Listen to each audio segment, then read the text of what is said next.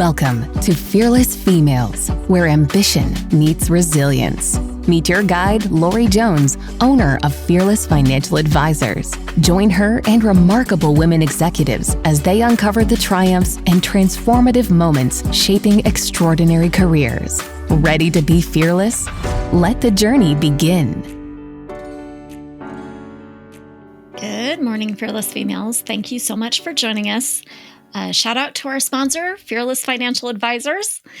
And today I'm super excited. I actually have been trying to find someone in law enforcement for quite a while. And Christine Brite is our guest today. And she has such an interesting, really grounded kind of background. And the thing that I found most interesting is we were talking and she said, you'd never let your phone battery get to 10%. Why would you allow yourself to? And it really took me back to start thinking about like how I was working my life. And we really, as women, a lot of times we're guilty of running ourselves into the ground, pushing through exhaustion, ignoring warning signs, think we can just one more hour. This is all going to be over soon. It'll get better. I'm just going to power through. And Christine has spent her life in high stress environments. She's been a sergeant for the Douglas County Sheriff's Office and Special Victims Unit detective, a therapist, and she's also a mom, and she's got multiple degrees while she's been doing all of this. So if there is one person that knows about putting yourself through the ringer and having these high stress situations, it's her. But I think that it's so interesting. Here's the thing. Christine she isn't just tough. She's really smart about where she spends her energy and how she spends her energy. She's learned that resilience isn't just about enduring. It's about like knowing when to step back and when to recharge and when to take care of yourself so that you can keep showing up. And I really enjoyed listening to her thoughts on this. And I hope that you will too. So let's get started. Good morning, Fearless Females. I'm really excited today. Today we have Christine Brite on our program. She is a sergeant for the Douglas County Sheriff's Office. She's a first responder and a military veteran therapist, and she is so interesting. I've had a chance to chat with Christine over the last several months, and I'm really excited for you to hear her story. Thank you so much for doing this for us, Christine. Thank you for having me. It is a pleasure. So we'll get started with my favorite question. I'm a reader. I love reading anything and everything. What's your favorite? Wow. I have so many books that are like just sitting there saying, please read me. And I kind of run the gamut. I tend to gravitate towards the nonfiction books, kind of the real life mysteries or crimes, which, kind of comes into my characteristic and culture of who I've been as in my career. But lately I have really been gravitating toward psychology books and learning about kind of the mind and how people work. I really enjoyed the book called Struggle Well. And it is essentially about how we all deal with our struggles in life, because everybody has a struggle, whether that be big or small or whatever it is, it's your struggle, and how to be resilient through it and push through it. It's based loosely, well, I wouldn't say loosely, it's based on veterans within the military. However, it also, coincides with first responders and nurses and teachers and moms and dads and you name it. And so it is, it casts a wide net over our communities.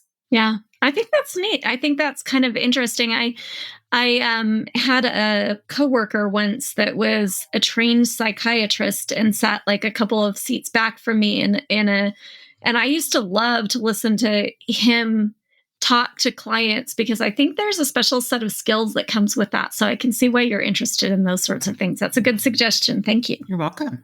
So tell me a little bit about your journey. How did you get where you're at today? Where did you start? What do you do? Just kind of a little bit about you. Sure. Well, I'm currently 47 years old. I'm proud to say that because I have had quite the experience in life. But I grew up in Littleton, Colorado, here just right down the road. Went to Littleton High School to two wonderful parents who I attribute them giving me a wonderful sense of work culture. they've provided for me, all the way up to me kind of growing my own wings and flying away from the nest.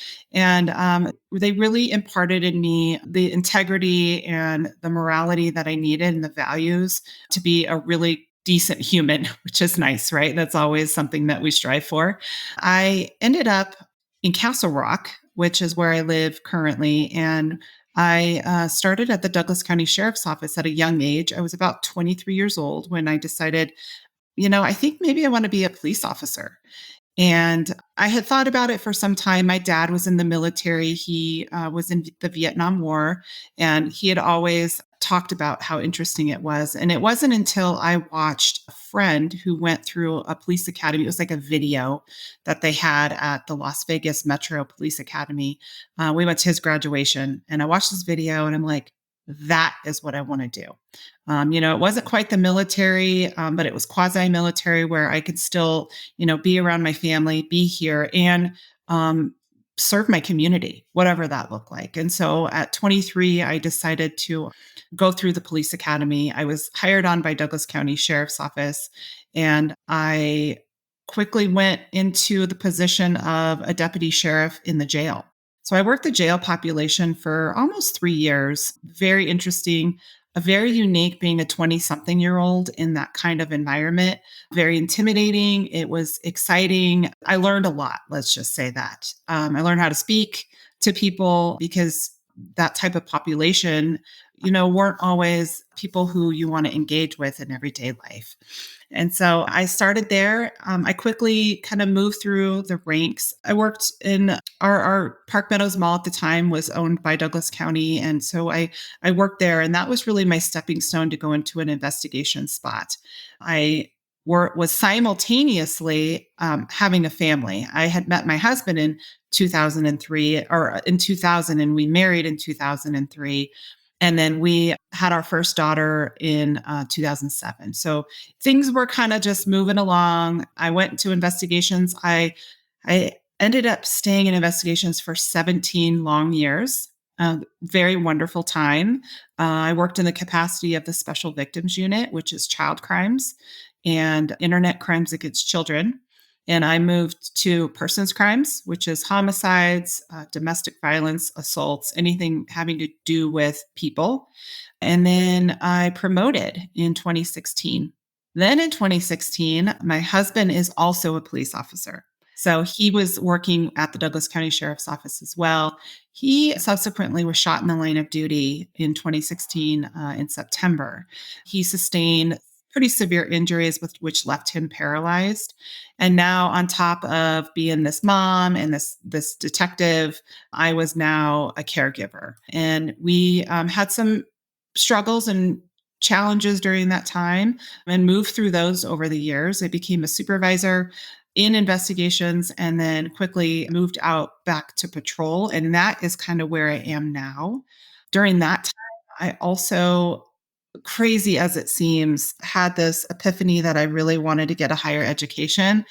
So as right, I know, right? Around the time my husband was shot in the line of duty, I was getting my undergrad degree, and that was in organizational leadership. I really felt that the leadership portion of it was important for many reasons, right? Just the communication and just being able to be motivated and motivating other people. And then I finally finished that. It took a very long time, and that was okay, right? I was an adult. I was a much better adult student than I ever was a child student. So got through that. And then in 2020, my husband had another epiphany to say, let's go back to school. And my mind was like, no, no, please, no. But my heart told me, yes, you got to do this. And this time it was a different career path, and it was in psychology to be able to inspire others to have resilience through their struggles and to be able to find pathways and journeys. And so now today we also, so I serve as a therapist at Code 4 Counseling. It's specific to first responders, military, and all of their families. So I have double duty now as a police officer and a therapist. Well, That's kind of my story in a nutshell. It's a crazy life. that's crazy. And not only those two careers, but a mom and a wife and taking on some community roles as well, right? Absolutely. Now, when I met my husband, he had a child from a previous marriage. She was 5 at the time. So she is my daughter. I mean, she was a baby when we first met. So we do have 2 children. Now they are 27 and 17, but we were raising kids during this time. We still had a household to fulfill. I was a wife. I was a sister. I was all those things while still trying to pursue even more. That's crazy. That is a lot of hats to wear. So I'm sure as we get through some of these questions, you're going to give us some insight as to how to make that all work. It sounds exhausting. Honestly, I'm not even going to lie. It sounds exhausting, but exciting. You see the bags under my eyes? Yeah. So tell me a little bit about this. At 23 years old, you're working in a prison, and I'm sure there were probably not a whole lot of young ladies working in that prison. You said it taught you how to talk to people. You couldn't have, I mean, that couldn't have been an easy situation. Tell me about that a little bit. Well, it wasn't. Even to this day, and you can imagine, 22 years ago, 23 years ago, women were not really in the role of police officers. We're still very much the underdog in law enforcement. And being so young and had no experience with really life, I was kind of thrust into this. It was hard. It was difficult. I think in some capacities, it was easier because I had my fellow brothers on one side kind of helping me, treating me like I was a sister. And then on the other side, I had, inmates that I had to work with as well. And that was probably the most difficult part. Getting catcalled. I learned quickly that I could not wear perfume. I couldn't wear my hair in a certain way because I would be definitely called out by the male inmates. And so I had to act differently, quite honestly. I had to be a little bit more hardened. I couldn't be as soft skinned as I had going in, and I've learned that a little bit along the way. I also felt that just the profession in general, that being a woman, the question was, can you take care of yourself? You're so petite and you're so small. You're not strong enough. And so I had to prove myself, a lot of it. And there was other couple women that went along with me, and we've talked along the way. I mean, even from the uniform we wear, it's a male uniform. Everything about men and women is different in our physiques. We know that. But even the uniform didn't change over the years. And so they had to modify that a little bit so we could perform our duties comfortably. But that took quite a bit of time to get through, to acclimate and understand that I can do this. And I saw it as a challenge. And so I wasn't going to back down. And I love a challenge. And it was definitely an interesting piece to also learning not only who I am, but how to speak to people, how to actually talk to people. Because in the prison, in the jails, you don't have any weapons. You can't bring a taser. We didn't have tasers back then, but you can't bring a taser. You can't bring an asp. You can't have a weapon at all. So your best weapon is your mouth and how to speak and talk to people. And that's really how I started learning, okay, I can probably do more damage with me just speaking than I ever can with my hands or any kind of weapon. So yeah, that was kind of my intro to law enforcement. It was a painful road for a couple of years, but I got through it. So, Christine, talk a little bit about the best investment that you made in yourself. Is there something that you can look back over your journey and just say, oh my goodness, if I hadn't done that, I really don't think I'd be where I'm at today? I don't know if it was an investment necessarily. I just had this internal fortitude, this intrinsic motivation to forge forward. I've always had it. There was nothing that was going to set me back. Now, granted, I will tell you there have been days, right? Like I'm not getting out of bed today, and that's okay. I would say that maybe taking care of myself was really important during this time. self-care. And I still believe that today. If there's, time that I need to step back and say, you know what, I'm going to not work out today, or I'm just going to lounge around and read a book. That is self-care to me. And so being able to take that step back and say, I need to re-energize myself and recharge. I have this meme that I always put up on when I teach classes, and it's of a person who's kind of drained, and then there's a battery with a phone battery, right? And it says, the phone battery is at 10%. And said, you would never let your phone get at 10%. Why would you allow yourself to? Mm-hmm. And so I always remember that. And I have to remember that I need to give my best every day. And sometimes that's not easy. But if I can take small steps along the way to, like I said, recharge and re-energize myself in whatever way that looks, then I can move forward and give that 100% every day. I think that's really powerful. And as busy as you were, going to school and working and raising kids and all of the things all at the same time, maybe that's the secret. Maybe you have to take that time out to recharge your own batteries, like put on your own oxygen mask first in order to make it, because I'm like in awe. Like, how did you make it through that? It was a blur, Lori. It was a blur.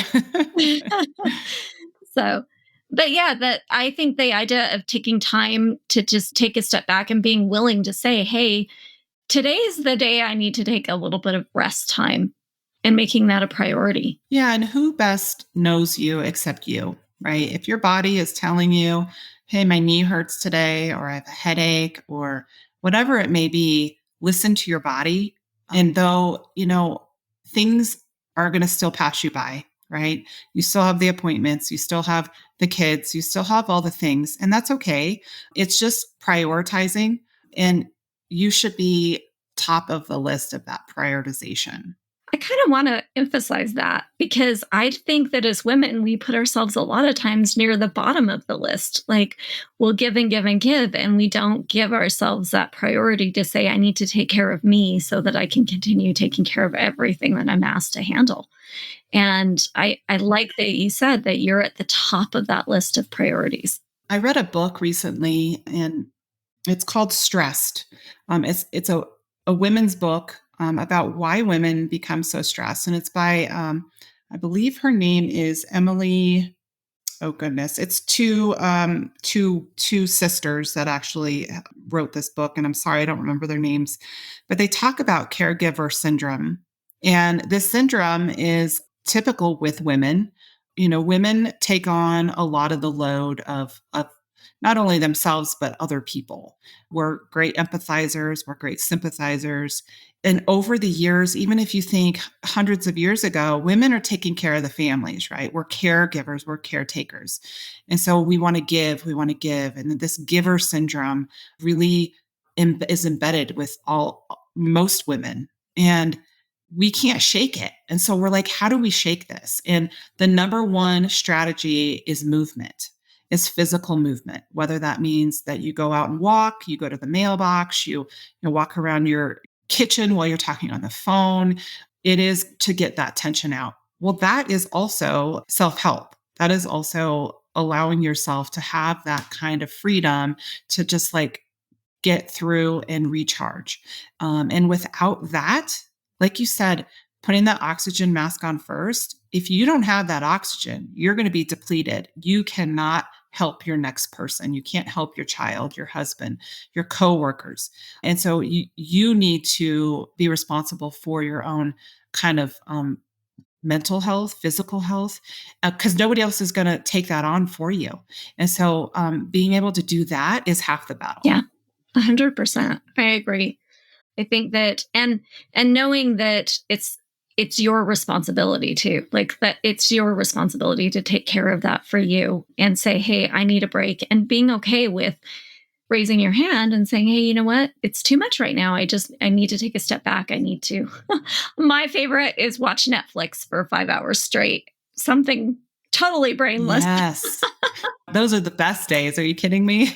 Yeah. Yeah. So tell me, did you ever get some really bad advice, or what is the worst advice you've ever gotten? And did you take it or did you not take it? Did you learn from it? Bad advice. I mean, I think that bad advice comes and goes a lot of times. Honestly don't know. I can't give you an example of one specific advice that I got that was bad. I will tell you this.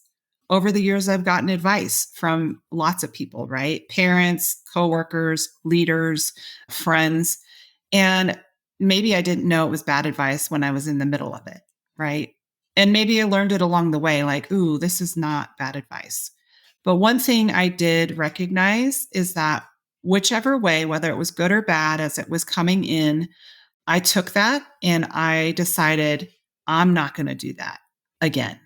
Right. So if I made that mistake of taking that bad advice and doing that thing and it came out poorly and I'm like, ooh, that was ugly, I assured myself that I'm not walking that path again. I got my hand burned on the stove and I don't like it. And I'm not going to put my hand back there again. So I really am mindful of those things when people are social media is obviously exploded over. I You and I are probably very unique because we grew up in an era with landline phones, right? And we had the Oh, yeah. coiled phone that was attached to the wall, and then we had cordless phones. We're like, Mom, can we have a cordless phone? They're like, sure, you can have a cordless phone. And now you can walk around the house, but you can't get too far. And then the pagers and then the cell phones and all the things. Well, now social media is here and it's fairly new still, right? We're still kind of learning about it. And this is where people get hung up because you never know what's real and what's not real. Mm-hmm. And so with social media, though, again, I can't think of a time that I've actually like, click here, you're going to win $1 million, right? I would never click. I'm always trying to be non-judgmental, but with an open mind. But I also am a cop too, right? So I have a little bit of cynicism, like, is this a scam? Is this really right? So I would encourage women just to go down the right path that they think is right at the time with the information that's given to them. Common sense goes a long way, right? If you think that it's probably a bad idea, it's probably a bad idea. And again, learning from it at the end of the day is going to be half the battle. So when you become in your 40s or your 50s, you'd be like, I remember that time and I am not going near that again. Is there a way that you took stock or you looked at what had happened and you're like, that was a bad experience? Is there a way that you kind of like systematized sort of looking at those experiences? Because I've heard that that's really valuable. It's to go back and do like an after, even a personal after action report or whatever you want to call that thing. Yeah, I mean, I think definitely during the moment is really critical. Like, so that critical thinking time of just internally going, okay, this is what I'm hearing. This is my input. What are the challenges to, whatever I'm about to do? And what are the benefits? And now I'm all about taking risk. My motto is that I will ask for forgiveness later and do now, but I have to also know that I'm doing it for the right reasons. And so my critical thinking comes into place, and I literally put it in two categories, kind of the good and the bad, and which one outweighs it. And then I make that decision, whatever that looks like. But then afterward, and let's say I've made the decision and it turned horribly wrong. And, it's at work and, I have now a boss coming to me and telling me, hey, you made the wrong decision. And now we have to do A, B, C, D. Well, all along while I'm licking my wounds, because I made the wrong decision, I am learning and thinking to myself, how can I get better? And so I may actually jot down notes. I have a notepad that I usually keep with me for all my communications and leadership, just things along the way that I hear, or maybe that I do, or somebody else does that I like or I don't like. We all have somebody in our lives, especially like our bosses, and you're like, I'm not going to be like that guy, right? I don't like the way that guy does A, B, or C. Or I'm going to be like that guy or that gal. And I love how she does this. I take those and I put them kind of into a hope chest, if you will. And I write those down. And I try to strive to be a little bit better every day at those things. And then the things I don't like, I kind of put those in the fire, right? And I try not to allow those to kind of come in, but I know that they're there. I don't want to completely get rid of them. I need to know that they're there because when the next time comes around and I'm thinking, is this a good idea or a bad idea? I can go, oh, that one's in the fire over there. I don't want to have anything part of that, right? That's too risky. And so that's kind of how I do the self-reflection thing. And everybody should be doing self-reflection, especially after some kind of incident or, like you said, a decision was made, whether it's good or bad. Not to burden yourself too much with, oh, I made a horrible choice and I made a horrible decision. The fact is we make mistakes. All of us make mistakes. And it's how you rise up from that mistake that's going to show that you are able to grow within your experiences. And so I think that being able to do that self-reflection allows you to do that as well. And I love the idea of writing down what you learned, kind of like in a good do it again. I want to be like this, and like these are the things I want to avoid in the future. And when you run into similar situations, because you've written it down, because you've thought about it, because you've done that after action report, you really do kind of take that learning into the future in a really systematic way. I like that. I think that's cool. What about a situation that you could go back and do differently? If you had a situation through your journey that you were like, oh, if I could go back and do that, knowing what I know now, because I tend to think you always will do it the same, given the same information. But knowing what you know now, is there a situation you'd go back and change? I saw this question and I actually thought about this one. Because at first I'm like, no, I wouldn't change anything. My life is wonderful. It's great. But in reality, there were a lot of struggles. I think the biggest one, okay, I have a child who's 17 years old. She's getting ready to graduate high school. She's my baby. She's my everything. And I feel like I missed out on a lot of stuff. And I put work first a lot of times. I wish I could have invested a little more time in her. When I look back, I can virtually remember every, birthday and holiday and all the major events. But I wish that there were times when I said, I'm not going to stay late at work tonight. I'm not going to take that overtime. I'm not going to give myself so much. Doesn't mean I have to completely give up my career all the way. But now that I'm coming out to the end of her being a child, my mom heart is saying I probably should have tried to be there a little bit more for her.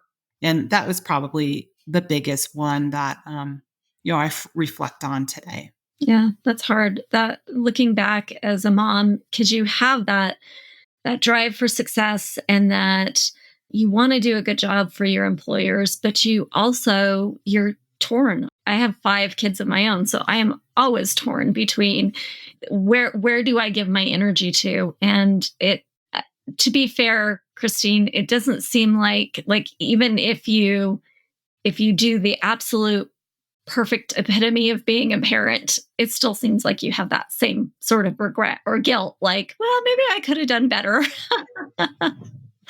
But yeah, I feel a lot of people have this pull that when they're at work, they feel guilty because they're not at home. And then when they're at home, they feel guilty because they're not at work. And I definitely went through that struggle a lot of my years until I started developing that sense of self-care and knowing that where I need to be right now is home. And I mean, it obviously helped that I had some tenure within my career to say, no, I'm not going to be in today. I'm going to take a day off and I'm going to spend that day with my daughter.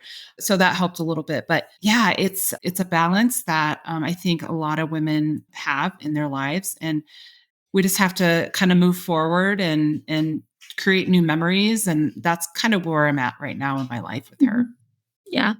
And I think that there are positives on the other side as well, because maybe you didn't spend as much time as in retrospect you would like to have spent. But she also got a really good view of her mom being very successful at her chosen profession. And that is, that gives her a good example going into her future. Mom can do it. I can probably do it too. Mm-hmm. Yeah. Yeah, that's a great perspective. If you're looking back to your 20-year-old self or your 21, your 22-year-old self, you specifically, if you could give yourself one piece of advice at the beginning of your journey, what would you tell yourself?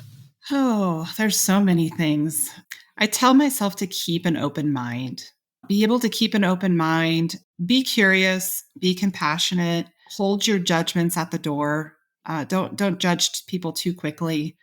A lot of people that I've encountered, whether it be coworkers, friends, even those now that I'm on patrol, we encounter the community every day. I think it was quick to judgment when I was younger, and it was it was detrimental to everybody that was involved.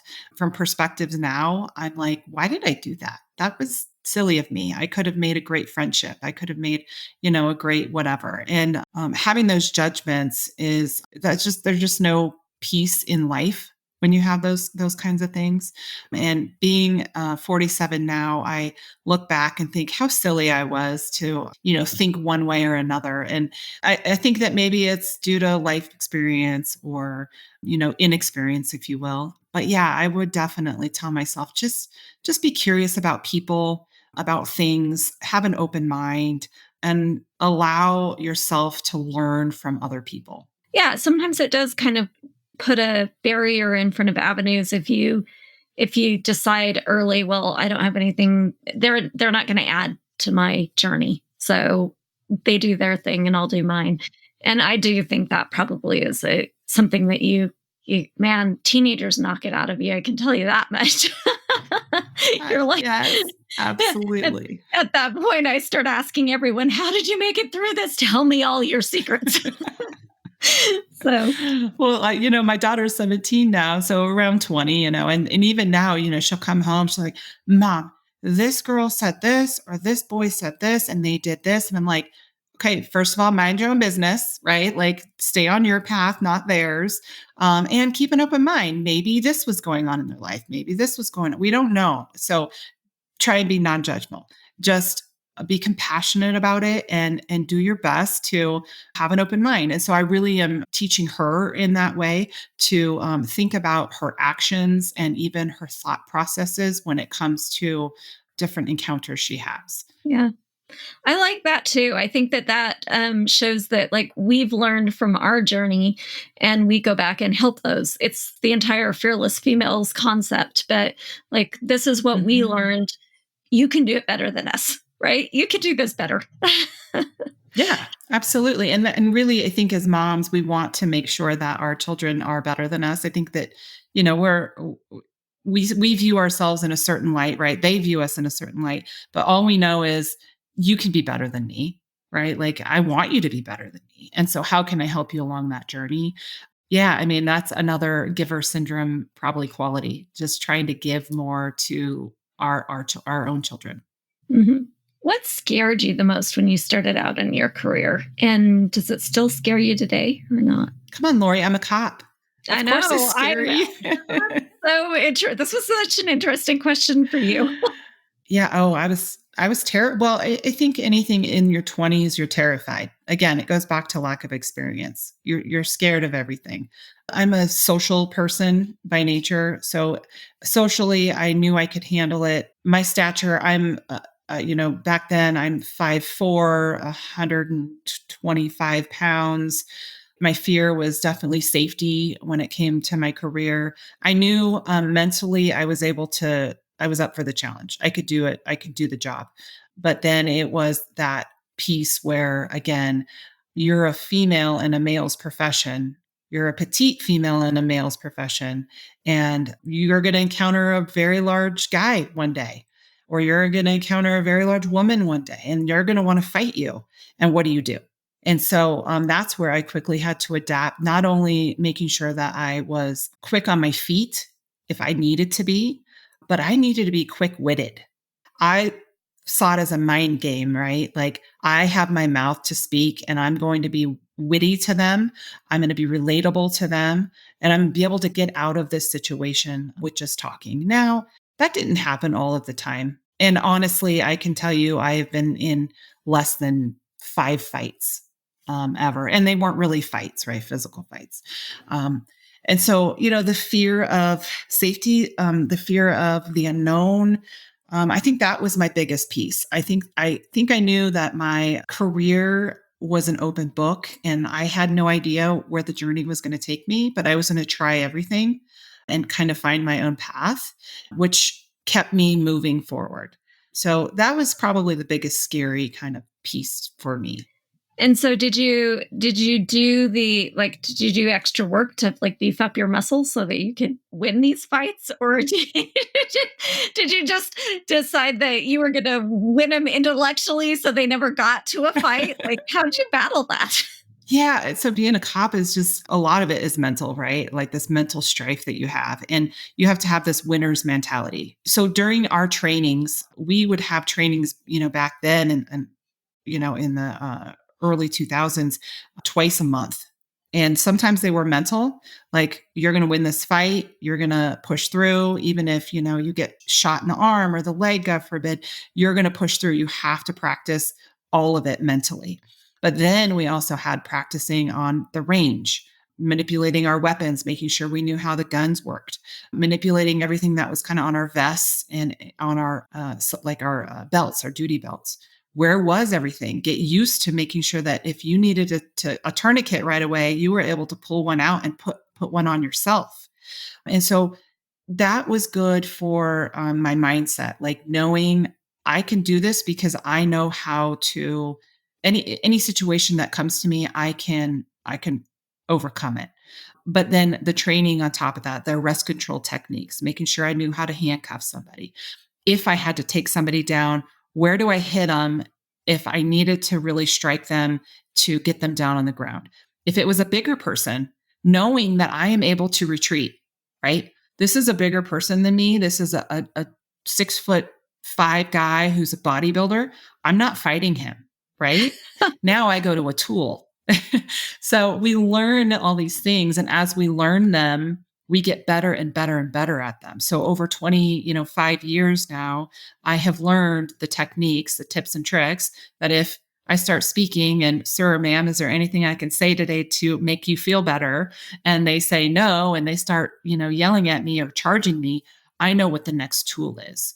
So it's all about training your mind and training your body. And that is what life is about, right? We train all day. You don't even realize that you're training. Driving a car. You didn't just get in a car one day and say, oh, I know how to drive the car. You trained for it, right? And then maybe you got in an accident and maybe it was your fault. And you're like, ooh, I'm not doing that again, right? That's your black and white. Like, I'm not touching that stove again. Okay, we're not doing that again. But I saw how my mom brakes and she brakes hard and I don't want to be that person. Right. So we are training ourselves along the way in every aspect of life. And this was no different. It was just a bigger challenge to the point where I was able to overcome it. I still have times where I'm like, oh, crap, where am I at? What am I doing? Okay, I got to prepare myself when I get there. Right. We do a lot of what ifs. What if this happens when I go to this hot call? What if this happens? And so while we're doing those what ifs, we're also saying, okay, if that happens, then what do I do? So we're going down rabbit holes. Our brains are always critical thinking, which I think we all do every day in our lives. It's a natural experience that each of us experiences every day. It's a good reminder, though, like even if you are not facing a really big guy or a really big gal and, trying to talk them down off a ledge, so to speak, you are facing some pretty big, important presentations or the weight of their retirement on your shoulders. Like practicing, I think it always has a place in your profession, no matter what you are, like practicing how you're going to handle that situation and thinking about it and going through the steps that you're going to take, maybe going through that presentation 3 or 4 times. I think that's applicable over everything that you do. I could not agree more. I mean, just for instance, Lori, this podcast, I am sure that, you had questions, right? Because you had them written up. You were very methodical and critical thinking of, okay, how is this going to look? What's your time frame? So your brain is already, doing that piece of critical thinking. So it can apply anywhere in life. it doesn't have to be just your profession or being a mom or being, somebody who's a brand new driver, right? I think that it can be applied anywhere. So this one, I know the answer is yes, but did you face any unique challenges because you were a woman? Tell us a little bit about that. Yes. I knew it was a yes. Well, women are unique. And I still face unique challenges as a woman, even as a police officer, especially as a police officer, right? Because we're taking it doubly, where we walk into a Chick-fil-A and the little girl, the little boy are like, look, a police officer. And the mom goes, yeah, and it's a female. It's a girl cop too. Like we're some phenomena you don't see. We're like the Loch Ness monster or something. Yeah, special breed. Yeah. And, I kind of look at the mom and dad. I'm like, yes, we exist, right? We have a lot of females now in our profession. So, I mean, that's a funny kind of witty example, but I think that there's so many dynamics that we can explore when it comes to being a female and the differences of our male counterparts. In my profession specifically, not as a therapist, but as a police officer, I think I've explained a couple of those different ones. Just our size alone, just the uniforms. Can you handle that gun? Do you need a smaller gun? Our hands are smaller, so we need different guns. On and on, right? Where our patrol cars, when I get in the patrol car, I'm like laying back, right? Because the seat is so far back and I'm like pushing it forward, and then they're like, who pushed the car seat forward? I'm like, me, I'm 5'4". I'm sorry, I'm not 6'2" like you. So, there's a lot of that going on. I also feel that in law enforcement, and you may hear this from a variety of different careers, but women are great communicators. We're very good at communicating, at listening, at putting in a piece of empathy or sympathy that goes a long way within the communication factor. And so many times you even see that my male counterparts, when we're on a scene maybe of a mentally ill person, they'll ask, can you step in and talk to this person? Mm-hmm. A side note, I'm also a crisis negotiator, which also is very helpful to speak the truth and be able to provide some type of guidance or comfort to whoever is listening. And that could mean that that's a nurse, that's a teacher with a student. It could be you name it. So, women in all different capacities have challenges. It's how we overcome those. And again, critically think about how we could use that to our benefit. So in this case, to my benefit is I can speak to people in a way where I can communicate effectively and be able to listen to them. Now, as a therapist, we're kind of opposite. When you think of therapists, you don't really think of like big burly men with tattoos, right, all over the place. You think of women therapists. And so in that retrospect, it's kind of flipped a little bit. So I get to also be that person for someone else. So I think it's all in our minds of how can we use it to benefit ourselves? Not necessarily that it's a setback. We're just different. And I think that different is good. Yeah. There's a lot of different places too. Like that's how come I didn't say, with that question, like, did you face any hardships or something like that? It's just a unique challenge. We're different. And so I'm curious as to like, what sort of challenges do you have because you're different? And I think you spoke to that really well, Christine. I appreciate your answer and your thoughtfulness on that one. What is the thing you are most proud of? Oh, goodness. My daughter. Definitely my kiddo. Both of my children. They turned out really well. You never know. You never know, right? You have 5 kids of your own. You're like, I don't know how is this one going to stay out of prison, or is this one going to go be on the straight and narrow? I'm not really sure, but both of my children have been God sent. They've been wonderful kids. They are very much like myself and my husband, which are, they have great work ethic. They have most of the time, great critical thinking, awareness, and we're going through the self-reflection right now, right? Like how can I get better? But I'm proud that first I've kept them alive so long. So thank you for that. It's a challenge. That exactly. It was an accomplishment. But knowing just that I created and had a part of forming a human being to be a good member of society, someone that is going to be productive and motivated and able to forge forward.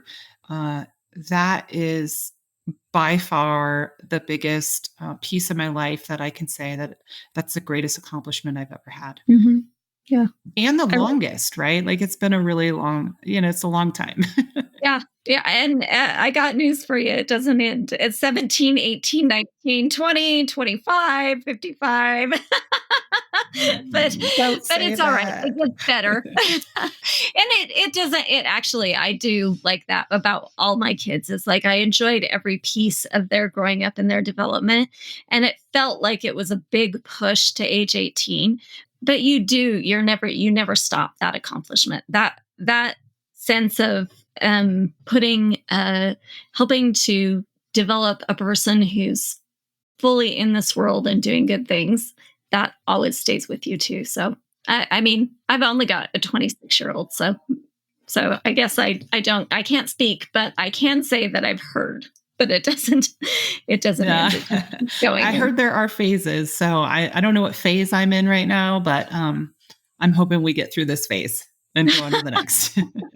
Yeah, there were some phases I would have been happy to skip, but I probably wouldn't have learned as much going back to the idea of like learning from the things that you did. There are times when I just messed up some aspect of parenting entirely, and I have to go back. And I'll be like, Yep. Luckily, I had 5 to practice on. So by the time I got to number 5, That is awesome. so, any advice for a young lady who's just starting down this journey that you're already successful at? Anything that you would be able to tell her at the beginning of her journey to help her out? I would start with, one of the questions you asked is just having an open mind, being non-judgmental, being able to see others' perspectives. I think that is really important. Just at least even just stepping foot down a pathway that you think that you want to go down. Don't drill yourself into one way or another. Allow yourself to, like I said, have that open mind to think, well, if I go left, I could see A, B, and C. If I go right, I can see D, E, and F. And there's nothing wrong with either pathway. I just being able to be mindful of it and know what your options are. And then when you choose, especially if in your younger years, teenager, 20s, you choose a pathway and you're walking down this pathway and all of a sudden you hit a big old pothole and you're deep in that pothole. After you get yourself off and you brush yourself off, it's okay to start again. It's okay to go, you know what? That really wasn't my path after all. Let's take another path. I think that the world is your oyster kind of quote is so true. I wish I would have known that a little bit deeper when I was younger because, you're not just drilled into one path. You can have multiple paths. You just have to find one that you enjoy, you are going to fulfill your heart, fulfill your mind.